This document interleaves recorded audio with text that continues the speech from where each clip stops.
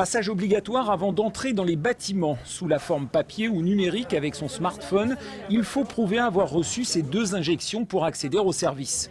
Mais dans les faits, le système n'est pas complètement fermé à la personne qui n'est pas encore en règle. Si elle n'a pas les trois justificatifs, à ce moment-là, eh bien, nous appelons un médecin qui va décider de l'urgence ou non de la consultation. Les contrôles ne sont donc pas aussi stricts. De plus, certains professionnels sont totalement exempts de surveillance. C'est le cas des chauffeurs de taxi ou des ambulanciers. Ils peuvent aller et venir toute la journée dans les bâtiments sans que la direction de l'hôpital ne sache s'ils sont vaccinés ou possesseurs d'un test PCR négatif. Elle compte juste sur le sérieux des prestataires, d'où la difficulté de confirmer un filtrage irréprochable. Si j'emmène un patient malvoyant, je fais quoi? Je le laisse là? Il faut que l'hôpital prenne des gens pour mettre un QR code à l'entrée, quelqu'un d'autre pour emmener le patient, quelqu'un d'autre. C'est pas tenable. Je dis pas que, à mon avis, il n'y aura pas de solution, excusez-moi. Il n'y aura pas de solution idéale, quoi qu'il en soit.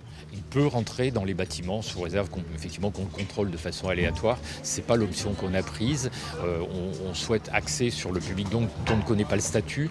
On préjuge par contre que les transporteurs sanitaires ont déjà une partie de l'obligation vaccinale qui est remplie.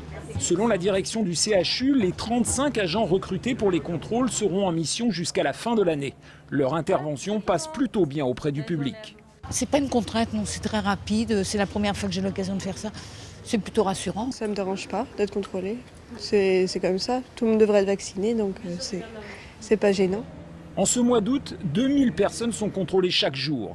À côté de cela, 15 à 20% des personnels hospitaliers ne sont toujours pas vaccinés ou attendent leur seconde injection.